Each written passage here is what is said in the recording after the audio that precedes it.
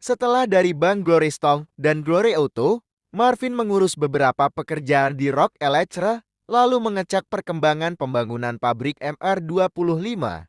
Jadi, sejauh ini keluarga Rock yang tinggal di Glory Stone sudah mempunyai beberapa unit usaha, yakni Rock Electra, MR25 Rock Company, dan Rock Seal. Tidak lama lagi Marvin dan keluarganya akan segera mendirikan sebuah perusahaan besar yang akan mempayungi perusahaan-perusahaan tersebut. Dari sini sudah bisa terbayangkan betapa kayanya seorang Marvin Roche. Karena cerdas dan punya jiwa bisnis yang tinggi, Marvin sendiri yang akan menghandle semuanya. Lagi pula ayahnya sendiri sudah memberikan wasiat agar menjadi seorang penerus keluarga Rock yang begitu dibanggakan. Ketika sedang menikmati pekerjaannya, tiba-tiba sore ini Marvin ditelepon oleh mertuanya untuk segera ke Villa Winston. Jika Marvin mendapat panggilan mendadak, biasanya akan ada urusan penting dan genting. Sekitar pukul 5 sore, Audi terbaru miliknya sudah parkir di halaman Villa Winston. Kau jangan masuk ke dalam, titah Derek di beranda. Kita cukup mengobrol di sini saja, duduk. Suaranya begitu lantang dan keras. Namun, tak ada ekspresi takut dan khawatir di wajah Marvin. Dia menyapa mertuanya dengan sangat sopan. Selamat sore, ayah. Sepertinya ada hal penting yang akan dibicarakan. Marvin tersenyum lalu duduk menghadap ayah mertuanya. Derek mengerutkan kening dan berkata, Marvin, apa yang sudah kau lakukan seharian ini, ha? Jangan bilang kalau kau seharian bekerja. Marvin menjawab apa adanya.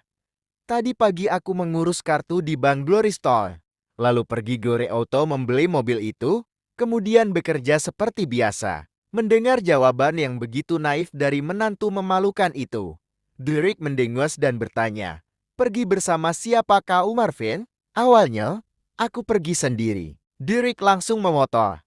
Kau pergi bersama Ethelyn Wilmer kan? Ada hubungan spesial apa kalian berdua?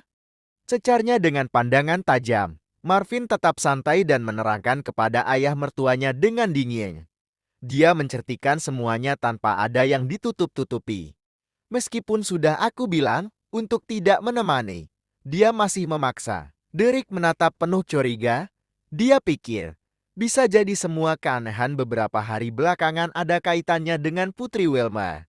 Dia berasumsi bahwa Putri Wilmer punya peran besar dalam segenap perubahan yang dibawa oleh Marvin. Jika dugaan itu benar, wajar Marvin dengan begitu hebatnya mampu membeli bunga Gloris dan Red Diamond.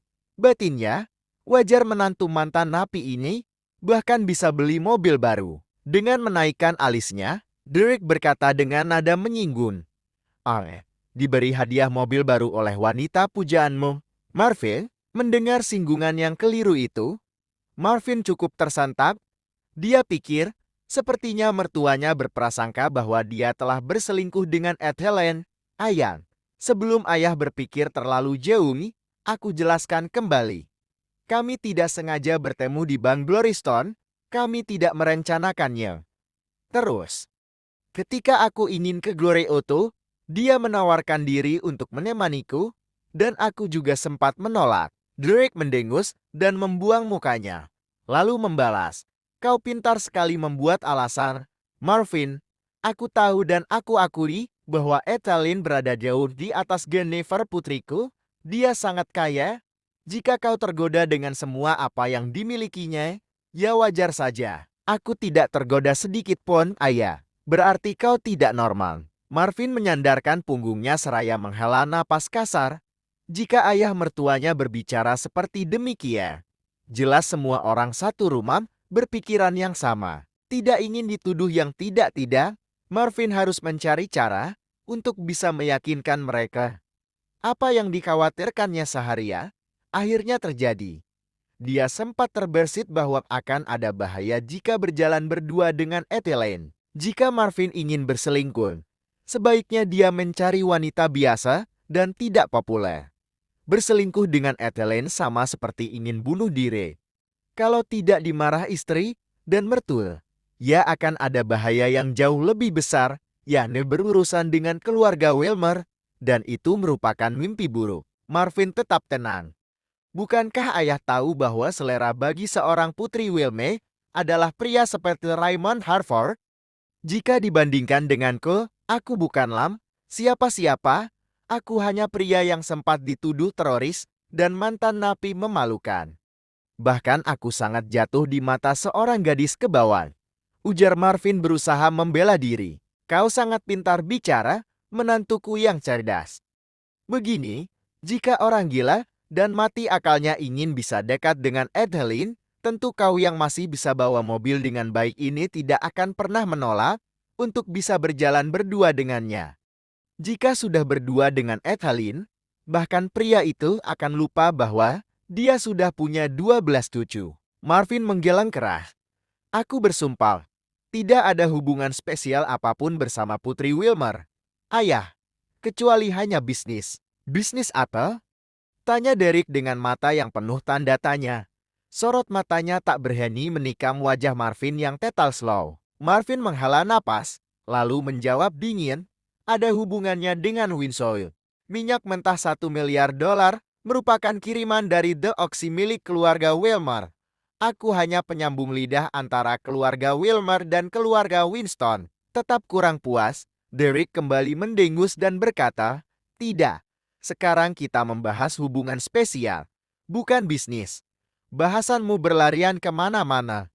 Marvin, bicaralah yang jujur. Marvin menghela napas lagi. Jika dia jujur akan semuanya, percuma. Mertuanya tidak akan percaya apapun. Misal, satu saja. Marvin menerangkan bahwa sekarang Oxy Oil telah diakuisisi, sudah dipastikan bahwa mertuanya akan menggelengkan kepala sambil membuang muka. Meskipun mulut Marvin sampai doer menjelaskannya, mereka akan sulit percaya.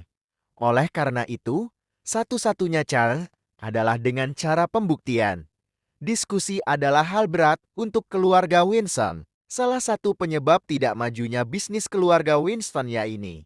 Dalam hal negosiasi dan lobbyan, mereka cenderung kaku dan tidak mobil.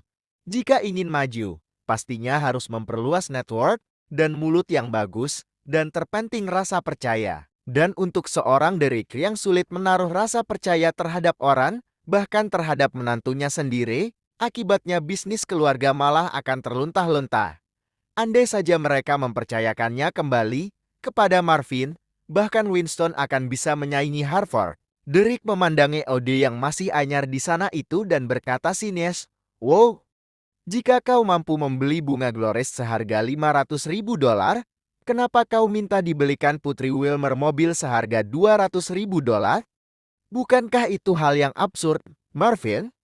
Lalu dia melirik Marvin, sebuah lirikan menohok yang menakutkan. Baiklah, Putri Wilmer tidak menghadiahinya padaku, ayah.